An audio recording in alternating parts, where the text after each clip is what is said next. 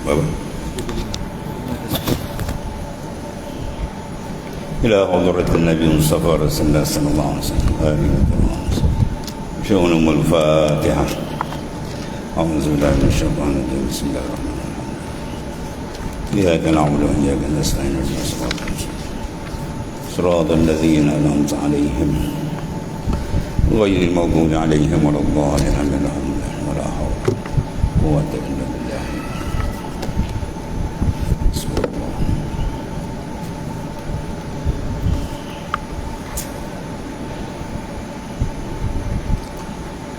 بسم الله الرحمن الرحيم. قال المؤلف رحمه الله تعالى: وثالثها ألا يكون عليه أي على إضوين مغير للماء تغيرا ضارا كزعفران وسندل خلافا لجمع.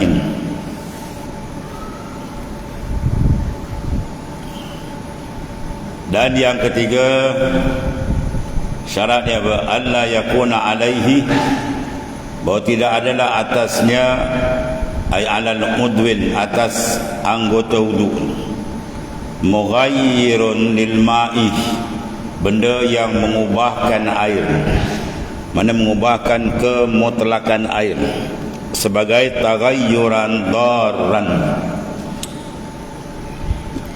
iaitulah berubah yang memberi mudarat.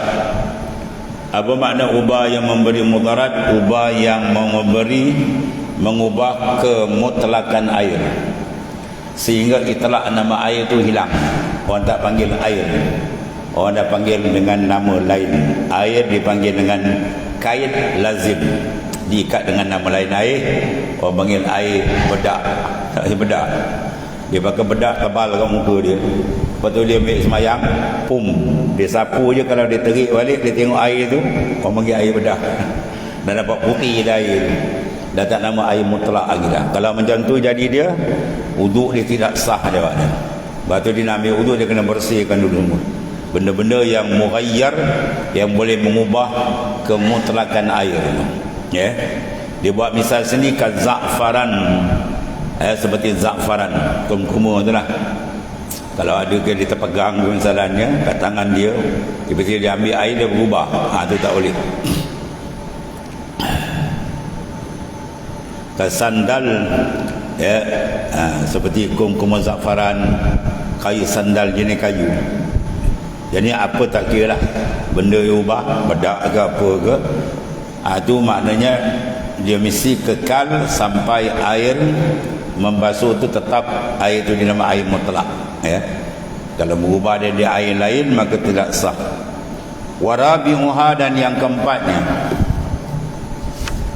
alla yakuna ala idwin hailun, jangan ada atas anggota wudu, sama ada mukanya, tangannya, ya, kaki yang dibasuh tu, jangan ada apa? Hail, bainal ma' wal maghsul, antara air dan antara anggota dibasuh. Ya, seperti misalnya apa?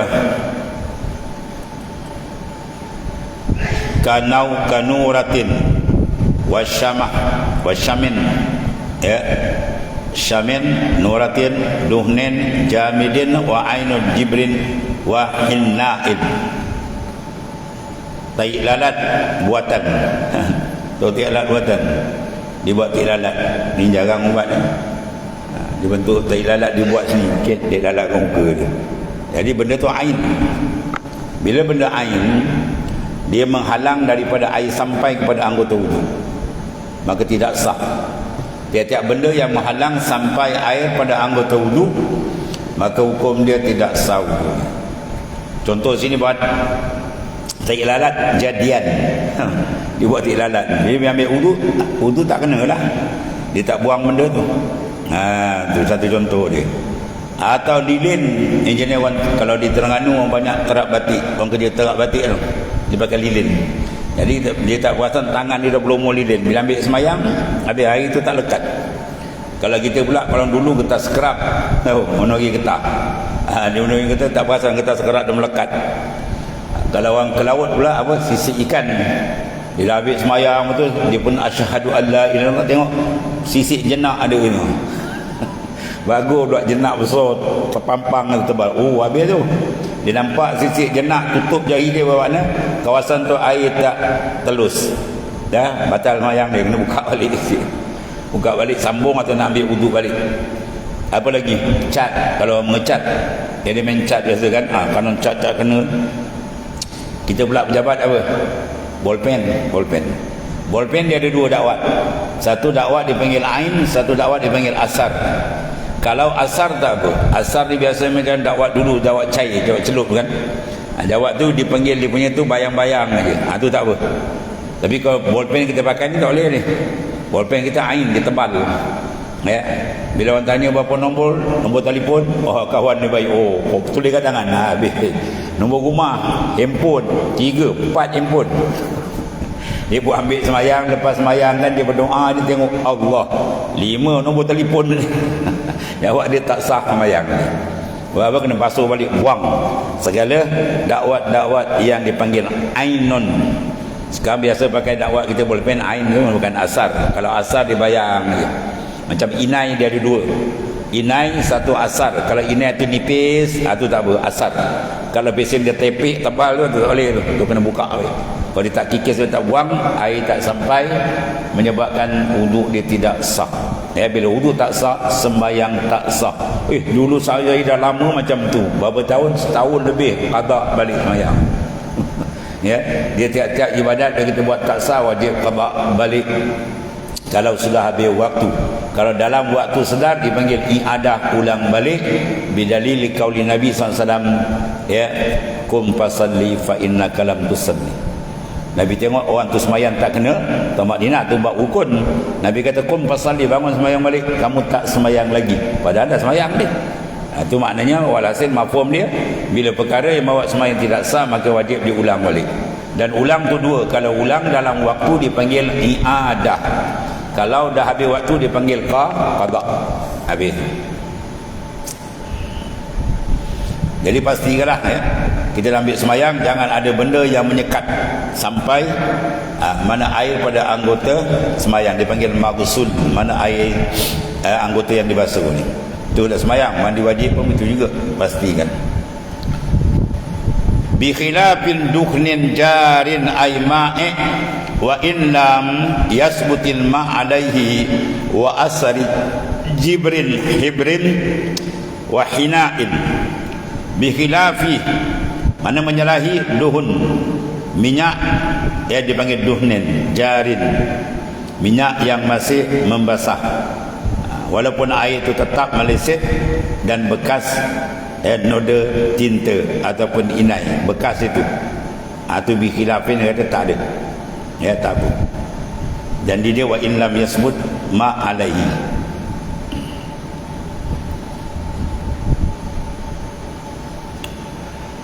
Kemudian disyaratkan juga seperti pada apa? Kemantapan para ulama. Wa kadzalik yushtaratu ala ma jazama bihi katsirun. Atau barang yang menjazam dengan dia oleh kebanyakan ulama, apa dia? Alla yakuna waskhun. Tadi setengah daripada apa yang tak boleh apa? Wasyam ya. Tahu wasyam? Ya. Tahu wasyam? Tatu. Dia pun masuk Islam kan. Oh dia ni kaki tatu, debe. Orang kata panggil debe. Tahu orang panggil orang apa? Ganas. Bongsa kaki pukul. Kan? Belakang dia jengking, depan dia beruk. Dekat sini ulau, dekat sini naga. Oh, satu badan kan. Nasib baik babi dia. Ya, jadi dia dekat tangan dia jengking, penuh ni tatu. Ya, color pula kat sini. Oh, bila masuk Islam aja wajib dia kena kikis semua benda tu. Sebab untuk sampai air, kecuali dah tak boleh sampai peringkat kena koyak, itu baru dia maaf. Kalau sampai peringkat kena koyak kulit, itu syarat maaf. Tapi kalau lagi dia boleh kikis, dia kena kikis. Digunalah alat apa pun yang dia boleh buang, sebab benda tu menghalang sampai air kepada anggota. Sama ada anggota kita nak mandi hadas ataupun nak ambil wudu. Lagi boleh kikir lah. Tapi kalau dah tak boleh, dah sebati, Orang pakar kata tak boleh ni, kena koyak kulit, yang tu tak apa, itu syarat maaf. Sebab syarat tak suruh kita buat mudarat. La darar wala dirar, jangan buat mudarat pada diri kamu dan jangan buat mudarat pada orang lain. Itu kaedah itu. Ad-darar yuzal, itu kaedah fiqh. Semua mudarat hendaklah dihilangkan. Itu wasyam. Kalau bagi tatu atau wasyam tu hukum dia. Selagi dia boleh buang, dia kena buang. Tapi kalau dah tak boleh buang sampai mudarat, baru dimaafkan. Dah mau cerita orang nak masuk Islam, lu tatu kena koyak kulit tu. Ni macam berat tu. Jadi takut dia masuk Islam kan. Kata ni macam tatu buat tak boleh kena koyak lah. Tak apa. Kalau sampai peringkat koyak tak payah. Tapi kalau sampai biasa boleh lagi buang, buang lah. Kemudian disyaratkan juga barang dijazamkan dengan dia kebanyakan kasirun, mana kasirun minal fuqaha, kebanyakan ulama fiqh, alla yakuna waskhun, bahawa tidak adalah wasun tahta zufrin yamna usulil ma lima tahta. Disyaratkan bahawa barang jazam kebanyakan bahawa tidak alla yakuna waskhun, tidak adalah wasah daki. Daki mana? Tahta zufur, yang duduk di bawah kuku. Orang panggil apa? Tai kuku. Itu panggil wasah. Maknanya daki yang duduk di bawah kuku, yamna usulal ma'i, menegah daripada akan sampai air. Jadi daki-daki abuk yang bawah kuku, kata kebanyakan ulama tak apa, dia tidak mencegah sampai air. Itu pendapat, semua benda ijtihadi lah. Ulama ijtihad kata tak apa. Lima takhta, bagi barang yang di bawahnya bawah kuku. Jadi bawah kuku tu kena sampaikan air. Tiba-tiba dia ada abuk-abuk bawah tu, setengah ulama kata tak apa. Jadi kalau lepas semayang kita tengok kuku ada, tak apa. Tapi eloknya kuatlah kuku kan. Sunat setiap minggu kuat, bersihkan kan. Khilafan lil jam'i. Khilafan, segulungan ulama berpendapat lain. Di antaranya Imam Al-Ghazali dan Az-Zarkashi wa ghairuhuma. Berkata kazalik yushtaratu ala ma jazama bihi kasirun alla yakubawa, tidak adalah wasah di bawah zukur. Mana bawah jangan ada, tidak ada kotoran di bawah kuku yang mengganggu air sampai.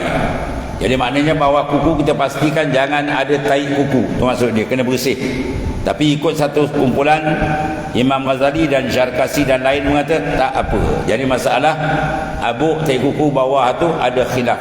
Kalau ikut kasirun ulama, dia kata apa tadi? La yakun, tidak adalah waskhun, tidak ada daki. Pastikan bawah kuku yang ada daki-daki, orang panggil tai kuku, kena bersihkan sebab dia menegah sampai air. Tapi ada sebahagian di antara Imam Zarkashi dan Imam Ghazali dan lain mengatakan tak apa. Jadi benda tu khilaf. Tapi yang baik buanglah.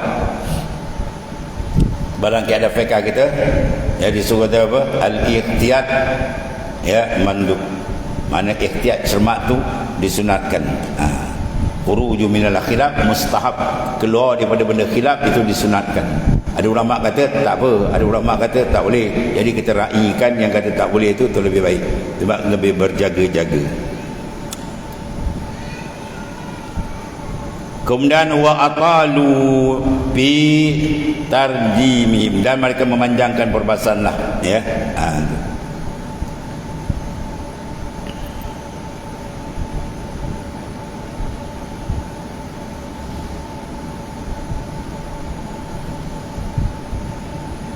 Wasarrahu bil musamaha tu, mereka mensarihkan kemaafan tu amma tahtaha minal wasah dunan nahwil ajin, ya, tidak macam sebahagian bahan roti. Adungan roti tak boleh. Orang uli roti kan, dia biasa buat uli roti canai, tiba-tiba tepung terselit tengah tu, tak boleh. Tu jelas benda tu menyekat daripada sampai air. Tu biasalah tu orang uli roti, kek roti, tepung masuk banyak celah-celah tu. Tu kena bersihkan lah. Walhasil, makna pastikan sebelum kita ambil wudu tidak ada suatu pun benda yang menghalang sampai air kepada anggota wudu. Itu kesimpulan dia. Apa jenis tak kira lah.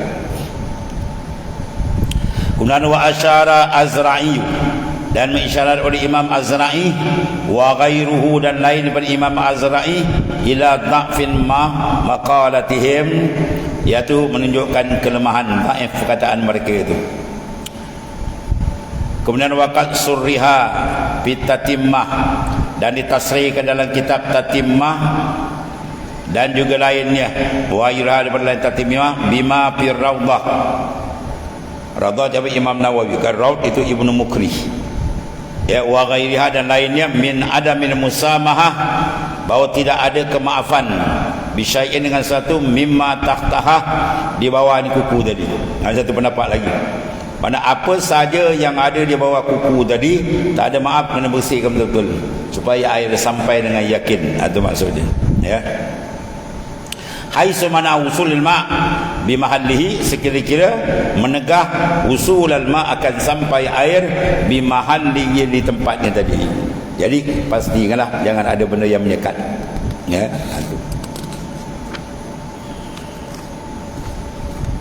Ini berseza, ya. Kalau kait batin sama je lah. Macam mana kita jaga betul-betul anggota kita, jangan ada benda yang menghalang sampai air. Begitulah kita jaga kalbi kita, jangan ada benda yang menghalang kita sampai kepada Tuhan daripada segala hijab-hijab dan sebagainya, ya. Dicuci dua kali, zahir wal batin, ya, barulah dia boleh sampai. Kemudian wa afta Baghawi, dan memberi fatwa oleh Imam Baghawi fi waskhin, pada masalah daki, ya, masalah kotoran tu mana daki lah.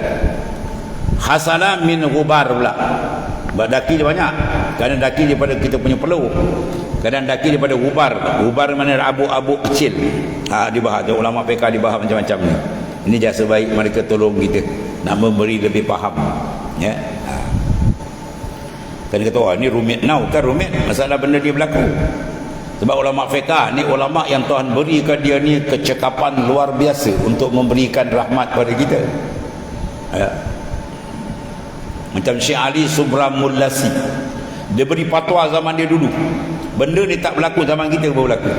Dia kata sah, dia kata sembahyang fil hawa, yasihu tasihu salat fil hawa, sah sembahyang di atas udara. Zaman dia kapal terbang tak ada. Sekarang hari ni kapal terbang. Jadi hukum dia dah mendahului, fatwa dia dah mendahului perkara. Itu cerdiknya, tajamnya ulama fiqh yang dikurniakan oleh Allah Ta'ala pada mereka. Jadi jawapan dia dah ada dulu, boleh semayang atas udara. Kalau orang dulu kata apa, kau macam apa nak semayang atas udara? Hari ini hari-hari orang terbang. Jadi hukum dah ada, siap, sah maknanya, ya. Wa aftal Baghawi, dan memberi fatwa Imam Baghawi fil waskhin hasala min ghubar, iaitulah daki, tapi daki tadi yang duduk bawah kuku tu hasil daripada ghubar, debu-debu, ya. Bila debu ni halus, kadang dia boleh beredar-edar. Berlainan kalau kekentalan tai kuku tu lain, kan, yang mampat tu tu lain. Sebab tu dibahas lagi. Kalau ghubar dia kata bi annahu dipanggil yamna sihatul wudu. Maka di sini dia kata menegah daripada sah wudu bi khilafin ma nasya'ah min badan. Kalau datang daripada badan tak ada, dia kata. Jadi maknanya wa wal araq, iaitulah peluh kita, al mutajammid, yang dah jadi macam beku. Itu tak apa, dia kata. Wa jusima bihi bil anwar, dan dijazam pada kitab Anwar. Jadi maknanya dia biasa sini kalau jadi pada badan kita tu tak apa, dia kata. Tapi kalau jadi daripada apa, ubar, debu-debu yang telah melekat tu, itu mencegah. Walhasil semua benda tu ijtihad ulama daripada benda tu. Dia ditulis ijtihad, kita ikut je lah, kan. Habis itu setengah daripada syarat. Wa khamisuha, dan yang kelima daripada syarat wajib, syarat sah sembahyang, dukhulul waqtin lidaimil hadas. Ini syarat masuk waktu bagi orang nak ambil wudu ni. Syarat dia mesti masuk waktu. Kalau tak masuk waktu, dia tak boleh ambil sembahyang. Bagi siapa? Daimul hadas, bagi orang yang hadas dia berkekalan, ya. Air kencing dia keluar, tuan-tuan. Bagi dia kena tambah syarat, iaitu masuk waktu dulu, boleh buat operasi dia, ya. Dia basuh apa, dia ikat semua, dia palam dulu, ambil sembahyang cepat, sembahyang. Sebab kalau dia ambil sembahyang dulu, nak saya pada pakai pemper berjatuh, ya, dah banyak najis dalam takung. Jadi mengelakkan banyak takungan najis. Jadi dengan syarat tambahan bagi orang yang daimul hadas, iaitu dukhulul waqt, masuk waktu. Bila masuk waktu je azan, dia start buat upacara dia. Dia basuh kemas-kemas, baru dia ambil semayang, terus semayang. Tu. Misal kat salisin, wan salisin baul, kencing, wan mustahadah, dan perempuan yang sentiasa keluar darah dia tak berhenti. Maka cara dia tambah satu dalam ambil wudu ialah mesti pastikan waktu masuk dulu. Adapun kita tak ada hal subuh tadi tak batal lagi wudu sampai asar, sampai zuhur asar boleh pakai, tak ada masalah. Sebab wudu dia panggil taharah, maknanya yang sempurna. Adapun tayamum tak boleh. Tayamum satu fardu saja dan beberapa sunat. Sebab tayamum dipanggil taharah darurah. Dia tidak mengangkatkan hadas. Adapun wudu diangkat hadas. Niat wudu macam mana tuan-tuan? Nawaitu rafa'al hadas, saja aku angkat hadas. Mana hadas terangkat. Kalau tayamum tak boleh niat nawaitu rafa'al hadas, tak sah. Dia kena nawaitu istibahatis salah. Nawaitu istibahatis salah. Boleh dibuat sunat. Kalau nak buat fardu kena tambah fardu. Nawaitul istibahati fardis salah. Sahaja aku mengharuskan fardu semayang. Jadi harus saja wudu, ada hadas, ada tak terangkat. Sebab tu dia tak kuat macam wudu. Wudu tak apa, dia kuat. Kalau tayamum dia tak kuat. Sebab tu dia boleh buat satu fardu saja dan beberapa sunat. Atau dibahas tengok di belakang ni. Habislah tu. Jadi bagi orang yang daimul hadas, dia kena tambah satu lagi lah, iaitu pastikan waktu masuk boleh dia buat upacara dia. Kemudian wa yustaratu lahu aidan, dan disyaratkan juga iaitu zannu dukhulihi, zan masuknya waktu, fala yatawaddau kal mutayammim. Orang yang daimul hadas ni dia kena yakin ataupun masuk waktu dengan zan. Zan ni boleh pakai dalam fiqh. Sebab kita masuk waktu kebanyakan kita pakai zan. Apa zan? Jam. Kalau zuhur misalnya kita tengok jam, tu zan, bukan yakin. Kalau yakin tengok matahari, matahari tu gelincir betul, tu boleh yakin. Kita tengok matahari, betul-betul matahari tu hatu istiwa, dia tak ada sengit, tak ada zawal, tegak betul.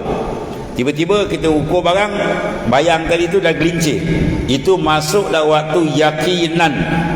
Tali pengukur kita kayu satu kaki, dia dah pergi satu kaki lebih, itu asar masuk yakinan, tetap dah masuk asar. Kita pun semayang, orang pun tegur, kau semayang tak, orang tak azan lagi. Kita pun tanya, kau semayang kena masuk waktu ke kena azan? Confirm dia tak jawab. Kalau dia kata saya semayang kena azan, kalau orang tak azan kau tak semayang lah. Kita semayang kena masuk waktu. Azan itu menandakan waktu masuk tu je. Sebab azan tu ada khilaf ulama. Kalau Asma' wa Nazair, Imam Suyuti kata azan dua, satu azan li salah, satu azan li waqti salah. Kalau berlaku pendapat mengatakan azan li salah, kita azan kena nak semayang, tiap-tiap kali semayang kita kena azan, sunat azan, walaupun semayang seorang kat rumah. Kita semayang zuhur pukul 2, bisa dalam kat rumah seorang-seorang, azan perlahan dia pergi kat masjid. Pada masjid mahu kan 10 orang kan, 10 kali azan nak menjelang asar mahun. Semayang untuk diri kita. Itu bagi kaul mengatakan azan di salah untuk semayang. Tapi kalau kaul mengatakan azan di waktu salah kerana masuk waktu, maka kalau dah lama masuk waktu tak payah azan. Dah lebih 10 minit, 15 minit, akamat saja. Itu ada dua pendapat. Batu anak satu mengajar satu kelas, agak terlewat sikit maghrib, dah masuk isyak sikit kan. Dia orang tanya, dia kata guna azan ke tak nak? Kita kata mana-mana boleh. Dia pun tanya lagi, nak azan tidak? Mana-mana boleh lah. Sebab apa nak boleh? Dua pendapat ada tu. Nak azan pun boleh, tak nak azan tak apa. Kalau kita nak azan, kita pakai pendapat yang mengatakan azan di waktu saat di salah kena sembahyang. Kalau tak nak azan, kita pakai sebab waktu dah banyak tak payah azan, boleh. Mana-mana boleh. Dia terperanjat tengok, mana-mana boleh. Jadi bagi orang daimul hadas, makna dia masuk waktu tu dengan zan, maka pada yatawaddau, maka dia tak boleh ambil wudu kal mutayammim, macam orang tayamum. Orang tayamum mesti masuk waktu baru dia boleh urusan wudu. Sebab apa? Kalau dia pergi tayamum dulu, tiba-tiba tayamum tak ada air, dia tayamum kejap hujan pun turun, habis tayamum ni batal. li fardin aw naflin, sama ada bagi sembahyang fardu atau sembahyang sunat, muaqqatin yang diwaktukan qabla waqti fi'lihi, sebelum waktu nak buat. Wali salatil janazah qabla al-wusli, kalau sembahyang jenazah ada waktu dia mana? Waktu jenazah tak kira malam siang kan. Maka sembahyang jenazah bagi orang daimul hadas, dia kena apa? Di waktu salah janazah qabla al-wusli, sebelum daripada mandi mayat. Ya, sebelum mandi mayat dia boleh tayamum dah. Wa tahiyatin qabla dukhuli masjid, dan kalau seorang yang daimul hadas nak sembahyang tahiyatul masjid qabla duhul, sebelum dia masuk masjid dia pun tayamum, boleh sembahyang terus. Ya, jangan dia lama sebelum masuk, dia dah lama tak nak masuk, sebelum tu dia tayamum boleh masuk. Wali rawatib mutaakhirah qabla fi'lil fard, dan bagi sunat rawatib yang ditakhirkan maka sebelum daripada dibuat fardu tu bolehlah ditayamum. Itu di antara apa? Waktu-waktu tayamum bagi daimul hadas, orang yang berhadas. Dan walazima wudu'ani, dan lazim dua wudu, au yatayammumani, dua tayamum lil khatib daimul hadas. Kalau khatib ni kena dua kali kan ya. Musim tak ada air, dia nak naik atas mimbar, itu khatib pakai betul lah, entah dia baca khutbah lah. Sebab apa? Dua kali kena tayamum. Dia naik nak tayamum, nak baca khutbah sekali, dia turun nak sembahyang kena tayamum sekali, dua kali main debu. Itu bagi dua fardu dia kena buat dua. Kemudian walazimah ila akhir, wallahu alam.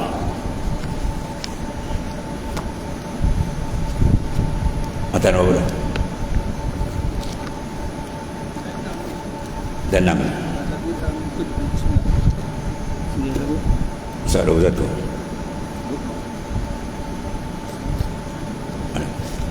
Ni.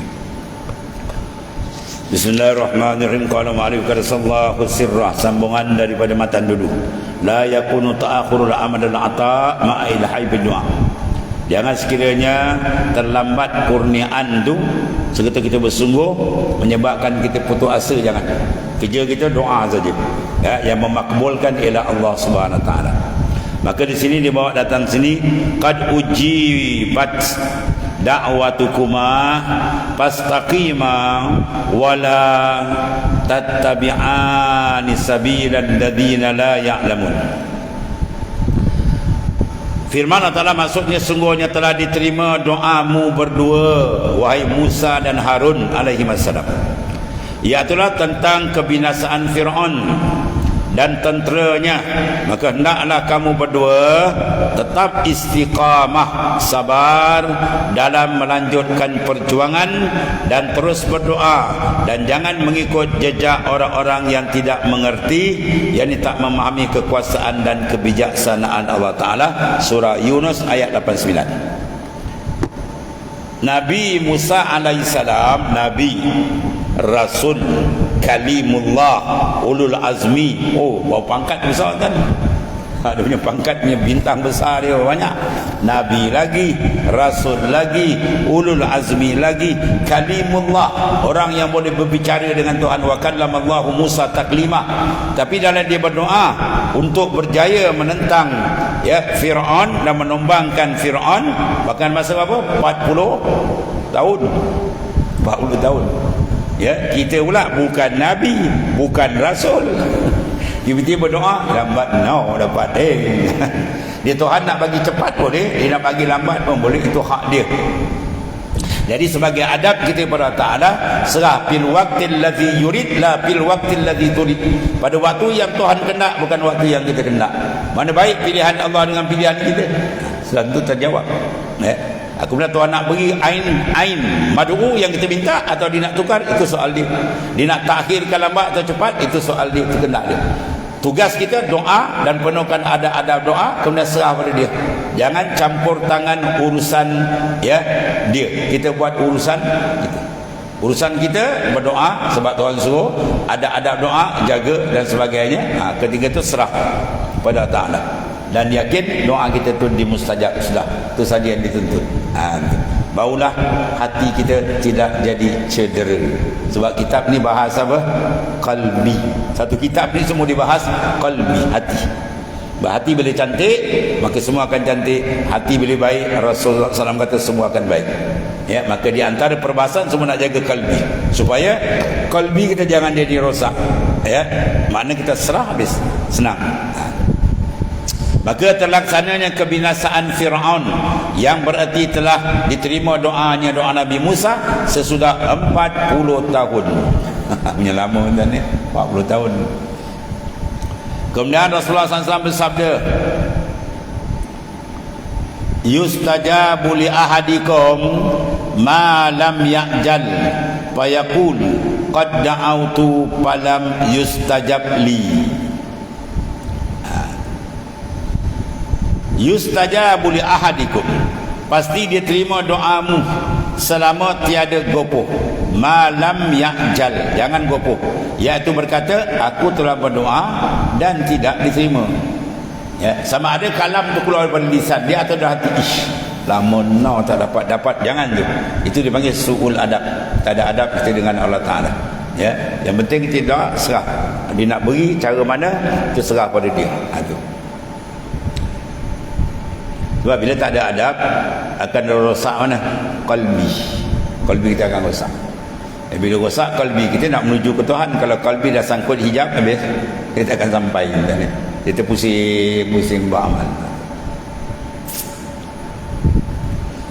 Kemudian qala Rasulullah SAW, ma min da'in yad'u illa istajaballahu lahu da'watah au sarafa anhu mislaha sawa'a su'an au hatta min zunubihi biqadariha ma lam yad'u bi ismin au qati'atir rahim. Ini cara diterangkan oleh baginda sallallahu alaihi wasallam, cara Tuhan menerima. Tiada seorang yang berdoa melainkan pasti diterima. Ud'uni astajib lakum, Tuhan akan perkenankan, ya, atau dihindarkan daripadanya bahaya. Tuhan terima doa dia, tapi Tuhan hindarkan. Pada hari itu bala patut kena kat dia, Tuhan elak.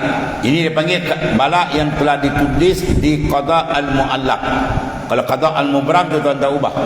Qada mu'allaq Tuhan juga yang susun. Ya, masa nak kena ambil orang tu berdoa, Tuhan elakkan benda tu. Itu cerita dia mana. Qada al-mu'allaq. Atau diampun sebahagian dosanya. Dengan sebab doa dia tadi, maka hajat diminta, ya, Tuhan tak bagi, tapi Tuhan ampunkan dosa dia. Sebab apa? Maslahah bagi dia ialah keampunan. Sebab apa? Sebab diminta satu benda, sedangkan dia nak meninggal 2 hari lagi. Kau dapat benda tu tak ada apa pun, 2 hari nak meninggal lah. Maka yang maslahah bagi dia keampunan dosa, maka Tuhan hapuskan dosa dia. Ya, sebab Tuhan dah janji tu, Tuhan warning dalam Quran, innahu mayyatir rabba mudhiman fali'anahu jahannam. Siapa yang balik menghadap Tuhan dalam berkubang dengan dosa lagi, maka neraka jahannam akan sambut dia. Jadi sesuai dengan tu doa dia, Tuhan hapuskan dosa dia, maka jadi dia ahli syurga. Itu hikmat ilahi mana. Selama tidak dia berdoa suatu yang berdosa lah, ya, jangan dia berdoa yang tak elok. Ya Allah, kau bagi kawan ni musibah, janganlah kan. Doakan orang dapat musibah ke apa, tak padan dengan kes. Kadang sikit kes, kita punya doa tu berat, itu dia tuntut di akhirat esok. Dia geram sangat kawan tu kan. Ayam kawan tu duk main kat rumah dia berak, ya Allah kau mati ke tuan ni? Oh mati tuan. Orang tu ayam je berak, kita doa apa mati, berat je. Tak padan dengan benda tu. Contohnya lah, ya. Mana doa yang baik. Dan doa yang tak ada mustajab paling baik di antara doa bizahril ghaib. Itu dalam hadis. Doa di belakang orang tak tahu. Biasanya kita doa kawan, diminta, cik tolong doa sikit ya, kita doa. Ini tak, dia sendiri tak minta, kita fokus ke dia. Itu cepat, ya, terutama dalam bentuk hidayat dan sebagainya. Itu bagus. Kalau kita tolong saudara kita, dia ni semayang, tidak ya, bangun malam-malam, kita bangun malam-malam munajat, minta, ya Allah engkau masukkanlah hidayat ke lebih. Itu yang terbaik. Ya, ini kawan dia tak dapat hidayat, kita empuk lagi. Wah kau ni, kan kita kutuk lagi kawan tu. Tak selesai masalah itu. Selesai kita bangun malam, kita bangun doakan dia, mudah-mudahan dapat hidayat. Macam mana Rasulullah SAW doakan bagi Sayyidina Umar. Kita Sayyidina Umar ni garang tentang Islam, Rasulullah berdoa untuk dia, pum, terbuka. Akhirnya jadi sayap kanan baginda sallallahu alaihi wasallam, ya. Kemudian Abu Abbas Al-Mursi. Siapa dia Abu Abbas Al-Mursi? Guru bagi pengarang kitab hikam ni, ya, guru bagi Syekh Ibn Athaillah As-Sakandari. Ketiga, Ibnu Atta seorang ulama fiqh yang besar katanya. Ya, jadi dia dengar dia Syekh Abu Abbas ni hebat. Ya, wali besar ilmu tasawuf dia maya sedap. Akhir sekali dia ruang masa dia pergi masuk. Dia masuk satu kuliah, maknanya Syekh Abu Abbas Al-Mursi. Balik menengung tu dia. Masya-Allah, dia kata hebat ni ilmu dia kata ya. Aku duk sangka ilmu fiqh aku dia besar ni, rupa ilmu lagi menebuk kalbi dia kata. Sebab tu ilmu tasawuf ni penting. Sebab ilmu membincang antara kita dengan Tuhan. Ilmu fiqh membincang taklif syar'i. Adapun ilmu tasawuf membincang ta'rif, pengenalan kita dengan kerapatan diri dengan Tuhan. Itu lebih besar. Dua-dua tu hebat, tapi ilmu tasawuf lagi besar sebab nak menyelidik konteks kita dengan Tuhan, dekat atau jauh, gelap atau terang atau mana. Allah Ta'ala menyembuhkan kau. Mana afakallah. Satu hari Ibnu Abbas ketika dia sakit, datang seorang kepadanya, lalu dia berkata, afakallah, semoga Ta'ala menyembuhkan kamu. Ya, afakallah, syafakallah, jangan doa bolehlah. Ya. Kemudian Syekh Abu Abbas Al-Mursi tinggal diam, tidak menyambut kata-kata itu. Sahabat tu datang sebut afakallah, dia diam. Kemudian orang itu berkata pula, Allah Ta'ala, Allahu yu'afik, diubah lafaz. Tadi afakallah, ini Allah yu'afik diguna fi'il mudhari' pula. Tadi ya, afakallah diguna fi'il madhi. Ya. Maka bila dia kata afa, ya Allahu yu'afik, Allah Ta'ala mengafiatkan engkau, mudah-mudahan Allah Ta'ala mengafiatkan engkau. Bila raun kedua dia doa minta afiat, maka dijawab oleh Abul Abbas, apakah kau kira saya tidak minta afiat kepada Allah? Kau minta aku afiat, habis kau ingat aku tak minta afiat ke? Kau ingat aku tak berdoa minta afiat? Aku pun minta afiat juga. Engkau sangka sakit aku ni bukan afiat? Itu ni afiat. Sakit ni kadang-kadang itu dia panggil afiat bagi diriku. Afiat mana benda yang mendatangkan kebaikan bagi dia. Kebaikan jangan kau pandang jasmani je, yang penting rohani. Dengan sakit tadi dia angkat martabat dia, dia buka hijab dia, dia ampun dosa. Ni lagi besar afiat. Itu makna. Jadi kawan tu pandang zahir, yang ni pandang batin dalam. Sungguhnya saya telah minta afiat dan penderitaanku ini termasuk afiat. Dia sampai ahli ma'rifat tidak akan jejak makam ma'rifah kepada Allah sebenar-benar ma'rifah, sehingga seorang merasa seronok dengan ujian. Dia sakit tu rasa lazat, at-talazzus bil balaya tahaqququm birridha. Orang yang boleh duduk lazat, dia dapat sakit ni lazat, dia rasa baru dia mantap dalam makam ridha. Dan makam ridha lebih tinggi daripada makam sabar. Ya. Sebab tu para aulia bila dia kena sakit, apa ucapan mulut dia keluar? Alhamdulillah albasani libasal aulia. Segala puji bagimu ya Allah, engkau sarungkan aku pakaian kekasih engkau. Sakit tu pakaian kekasih, ujian tu pakaian kekasih. Sebab dalam hadis Nabi kata asyaddun nasi bala'anil anbiya sumal amsal fal amsal man kana fi dini suban ishtadda bala'u. Orang yang paling kuat diuji Allah Ta'ala ialah para nabi-nabi dan rasul-rasul. Jadi bila kita diuji, mana kita sedang dipilih masuk lain dia orang. Besarlah tu. Tu afiat ini lebih besar lagi. Dan siapa yang kuat berpegang pada agama, lagi kuat diuji oleh Allah. Bermakna orang tu sudah ada penilaian di sisi Tuhan. Dua jenis batu. Satu batu tak ada logam emas, satu batu ada logam emas.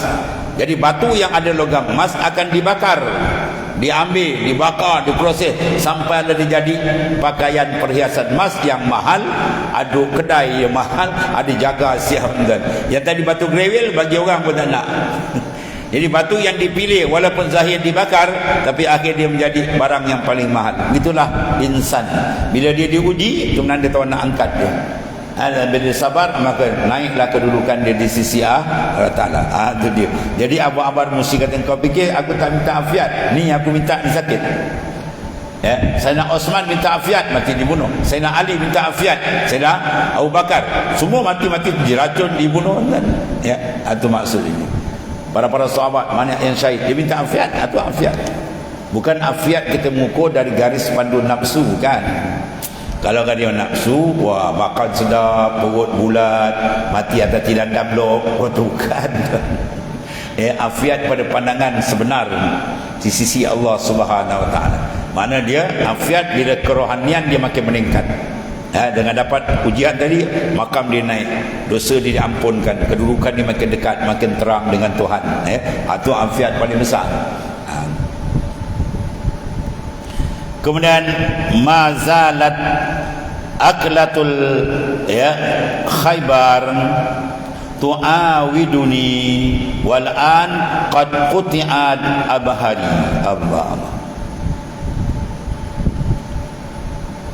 Sesungguhnya saya telah minta afiat. Maka sabda Rasulullah SAW, ketahui Rasulullah SAW bersabda, mazalat aklatul Khaybar, selalu bekas makanan Khaybar itu terasa olehku. Mana racun, yang kini masa putusnya urat jantungku. Maknanya Rasulullah sendiri pun ada kesan racun Khaybar. Itu menandakan apa? Orang yang dikasihi oleh Ta'ala ialah orang yang diuji. Tanpa ujian menandakan orang tu kurang kedudukan di sisi Tuhan. Macam batu gerewil, kan orang tak uji, tapi batu yang ada logam emas ada kena bakar, tapi dia mahal lah. Kemudian Sayyidina Abu Bakar As-Siddiq minta afiat. Sayyidina Abu Bakar minta afiat, tapi mati terkena racun. Itu afiat lagi je lah. Sayyidina Umar Al-Khattab minta afiat, tapi mati terbunuh, terbagai perut, tersentak dalam tengah semayang, tapi gerambit pisau, boom, itu afiat lah. Kalau pergi logik pada akal nafsu, ni apa yang mati macam ni, bukan tu ukuran dia. Mati dia tak mati, dia nak mati, dia tak nak mati pun mati. Cara mati dia berbeza, tapi yang penting ketika dia hembuskan nafas air, kedudukan dia tinggi di sisi Allah Ta'ala. Kalau dia mati sedang diuji, lagi tinggi martabat dia di sisi Allah Ta'ala. Dan Sayyidina Uthman mati minta afiat, dia mati ditikam. Sayyidina Ali bin Abi Talib radhiyallahu an karena mau jahat minta afiat, dia mati terbunuh juga. Itu makna afiat sebenarnya. Maka bila kau minta afiat kepada Allah, mintalah menurut apa yang ditentukan oleh Allah untukmu. Jangan kita minta afiat mengikut pandangan nafsu manusia. Maka sebaik-baik seorang hamba ialah menyerahkan menurut kehendak tuannya. Itu saya selalu buat misal apa? Anak kita bawa petang raya beli kasut. Dua orang sulung dengan yang bongsu. Yang sulung senang dia, kau nak kasut apa? Long, beli apa-apa boleh lepas. Satu kedai dia dapat. Yang bongsu ni 10 kedai dia dapat kan. Yang ni tak nak, maksud kedai ni tak nak. Lala bapak dia ambil sepatu ni, kau nak muka kau kepuk kepala kau. Mana jangan banyak kepandai. Sedangkan kita memang tak pandai. Kita manusia kan. Wa ma utitu minal ilmi illa qalila, tidak diberi ilmu pada rasul tu melainkan sedikit, kita lagi lah sedikit. Maknanya serah kepada Allah Ta'ala, itu yang terbaik untuk kita. Maka sebaik-baik seorang hamba ialah yang menyerahkan menurut kehendak Tuhannya. Tuhan letak sini pun alhamdulillah, Tuhan letak kita mencantik. Bila dia boleh duduk cantik dalam ni? Bila dia keluar daripada alamil mulki. Alam kasar ni tidak dipengaruh, dia pengaruh rohani dia turun naik alamil malakut wal jabarut. Mana alam ketuhanan. Kalbi dia dah asyik dengan Tuhannya, selesai. Dia bila kalbi tak kerti rindu, tak kerti asyik dengan Tuhan, segala-gala tak selesai. Yang tu pun tak kena, ini pun tak kena, dah dapat banyak, dah banyak lagi, dah dapat banyak, nak banyak lagi, akhirnya pum, masuk liang lahat jawab dia. Tapi kalau dia berkasih dengan Allah, Masya Allah, apa saja kekasihnya buat, dia akan merasakan kesentosaan dan kenikmatan. Dan mempercayai bahawa diberi Tuhan itulah yang terbaik baginya, meskipun tidak seperti kemahuan hawa nafsunya. Tuhan beri yang tu, itu yang terbaik bagi kita. Dan syarat utama untuk diterima satu doa ialah keadaannya terpaksa. Mana kita doa tu hati kita betul-betul bergantung, dipanggil muttar. Berdalilkan ayat dalam surah An-Naml, ayat 165, ayat 6. Ayat itulah ayat 62. Amman yujibul muttar iza da'ahu. Apakah yang selalu menerima doa orang terpaksa apabila berdoa minta kepadanya.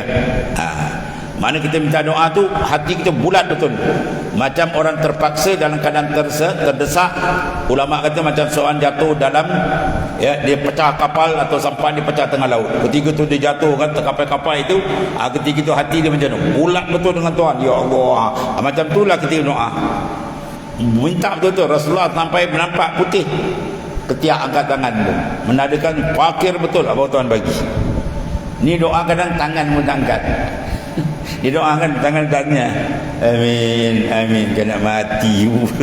Kita tengok sakit hati kan, ya, kurang ajar dia panggil. Kalau bahasa halus sikit, kurang ajar dengan Tuhan, ya. Kita kena zahirkan fakir, izharul fakri, barulah Tuhan bagi, ya. Orang kalau datang rumah kita minta sedekah kan, dizahirkan fakir dia. Selipal pun tak pakai, baju koyak, jalan poyong hayang, itu dia tak payah minta, kita bagilah. Ya, sebab dia dah zahirkan fakir. Ni kalau diminta tapi tak zahirkan fakir, diminta sedekah, pakai beg James Bond, pakai topi bareta. Sebab mata ribbon kita tengok, ingat pegawai mana. Habis yang datang apa ni? Saya nak minta sedekah. Dia tengok mati, ya kan. Sebab dia tak tunjukkan fakir. Sebab dia kata tahaqqaq bi faqrika yamudduka bi ghinaih. Engkau tahqiqkan fakir engkau dengan Allah, bau yamudduka bi ghinaih, Tuhan akan bantu dengan sifat dia maha kaya. Kita akan dapat bantuan dari yang maha kaya bila kita pakai sifat kita fakir. Kita dapat bantuan dari yang maha mulia bila kita pakai sifat kehinaan kita. Itu cara dia maknanya, ya. Maka tidak ada sesuatu yang dapat dijadikan perantaraan bagi baik dari luar, ya, yang berupa benda atau dari dalam diri sendiri, ya. Itu maknanya apa? Bila tidak ada sesuatu lagi harapan melainkan bulat tumpuan kepada dia, insya-Allah tu syarat doa itu akan dimustajabkan oleh Allah Taala. Kemudian la yushakkikanna fil wa'dil adam nuqu'il mau'ud ila akhir wallah. Bismillahirrahmanirrahim. Alhamdulillahirabbil alamin. Sallallahu alaihi wasallam. Sayyidina Allahumma ighfir lana ya Allah. Fa inna khayra kullahu bi yadika anta bi Allahumma hakimna bi. Alhamdulillah. Subhanakallahumma.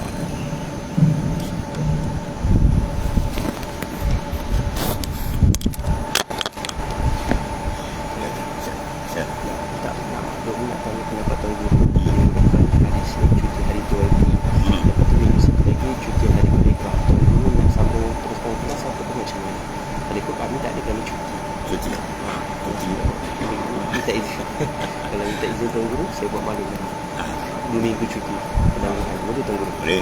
Boleh. Terima kasih sekali Tuan Guru.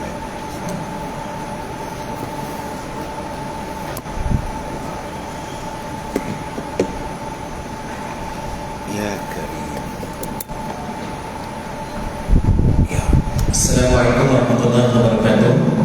Bagi Tuan Guru serta bagi jemaah sekalian, untuk maklumat setelah perbincangan dengan Tuan Guru sebentar tadi, insyaAllah kuliah doha di Masjid Al-Misi ini akan dilakukan selama 2 minggu, bermula pada minggu harapan dan juga pada minggu yang seterusnya.